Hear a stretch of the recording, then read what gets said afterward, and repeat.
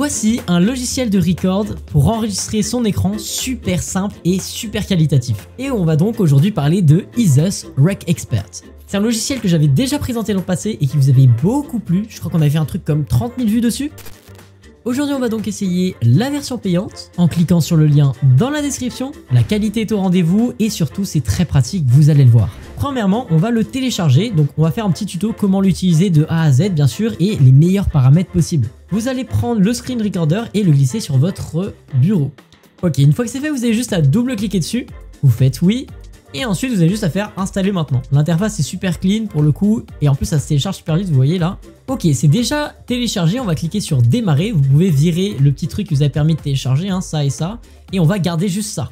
Alors vous voyez là directement ça montre qu'est-ce qu'ils sont en train de filmer. Donc là ça filme pas encore évidemment. On a des paramètres, on peut activer une webcam, on peut modifier l'audio, capturer juste une région. Donc par exemple je clique sur région et je veux juste filmer cette partie de mon écran admettons. Donc je prends par exemple le Fortnite, je reste appuyé et hop je clique là-dessus et ça va juste filmer cette région là. C'est assez pratique si admettons vous êtes sur une vidéo YouTube et que je sais pas par exemple vous voulez juste prendre la vidéo. Donc vous prenez comme ceci et là vous voyez que ça va juste capturer cet endroit là, c'est plutôt stylé. Sinon au niveau de l'audio, donc on peut cliquer sur l'audio, on peut régler le son rapidement, voilà comme ceci. Donc pour l'instant vous voyez rien de plus ajouté à l'interface, on va juste cliquer sur plein écran pour avoir le plein écran. Ici vous pouvez faire F9 comme raccourci pour pouvoir filmer, mais je pense que vous allez pouvoir changer ce raccourci. Vous pouvez faire pause, ce qui est super pratique, et vous pouvez prendre un screen en même temps que vous filmez. Au niveau du son, donc si vous cliquez sur son système, on peut régler le son, donc par exemple je vais prendre le son je sais pas, donc le microphone et le son du système, donc par exemple le son de votre jeu et le son de votre micro. Donc moi je clique là-dessus, vous voyez que là d'un coup ça s'active. Et encore une fois on peut régler le son ici.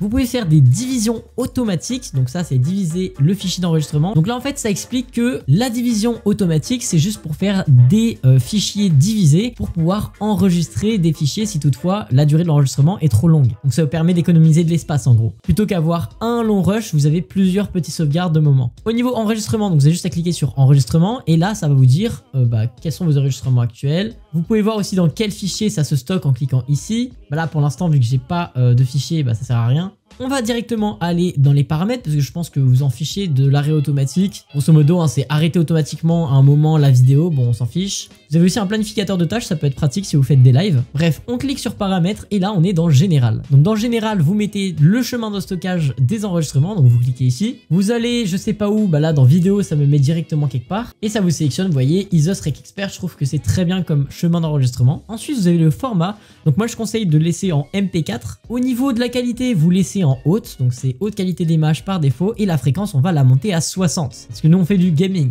Accélération vous mettez oui, activé. Sauvegarde de fichiers audio supplémentaires non merci. Sortie MP3, audio on peut carrément la monter plus haut, hein, pourquoi pas la mettre au max. Au niveau du taux d'échantillonnage, donc ça dépend de votre micro. Pour ça vous allez ici, vous cliquez sur votre micro ou sur votre son ici.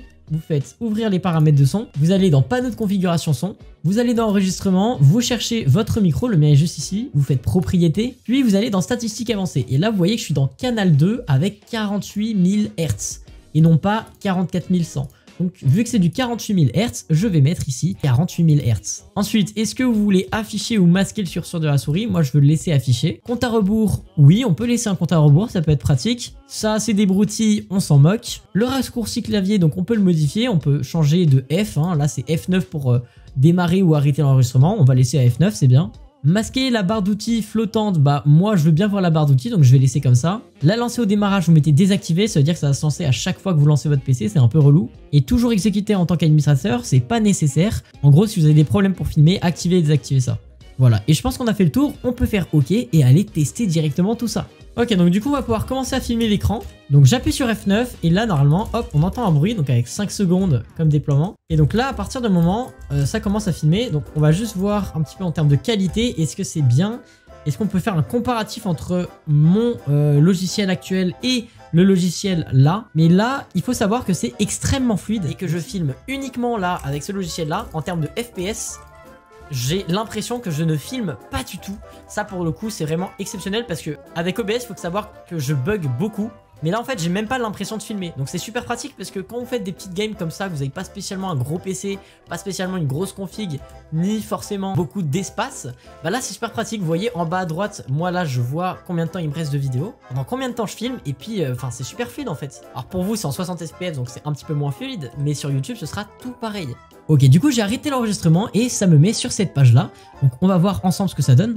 En fait la qualité est vraiment folle parce qu'en fait c'est exactement la même qu'avec OBS j'ai l'impression. Si ce n'est qu'elle est peut-être un petit peu meilleure. Et surtout là la grosse différence avec les logiciels que j'utilise actuellement, c'est que là en termes de performance c'est pas du tout la même chose. Là c'est clairement plus agréable de filmer qu'avec d'autres logiciels où c'est trop lourd. Je crois que j'ai pas le droit de citer les logiciels en question, mais vous m'avez compris. Il y a des logiciels qui pompent beaucoup.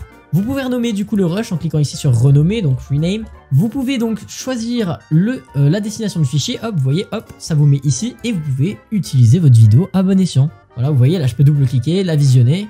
Alors ce qui est très bien, c'est que l'audio est bien mieux que sur la version numéro 1. Je me rappelle que sur la version numéro 1, l'audio était moins bien. Mais là, pour le coup, c'est le même audio qui ressort de mon micro. Vous voyez, j'ai un micro où j'entends le son de ma voix en arrière-fond. Et j'entends que ma voix est exactement la même dans la vidéo que là. Donc c'est super cool. C'est un très bon logiciel pour filmer son écran. Pour les débutants, comme pour ceux qui veulent filmer au quotidien, qui ont une chaîne YouTube. C'est très pratique, le fait de pouvoir faire pause quand vous voulez. Admettons, pendant une game Fortnite, il se passe pas grand chose. Je vous fais pause et vous voyez si c'est en pause ou pas. Il y a d'autres logiciels où on peut pas voir si c'est en pause et du coup on oublie de remettre en start et résultat on perd tout son contenu.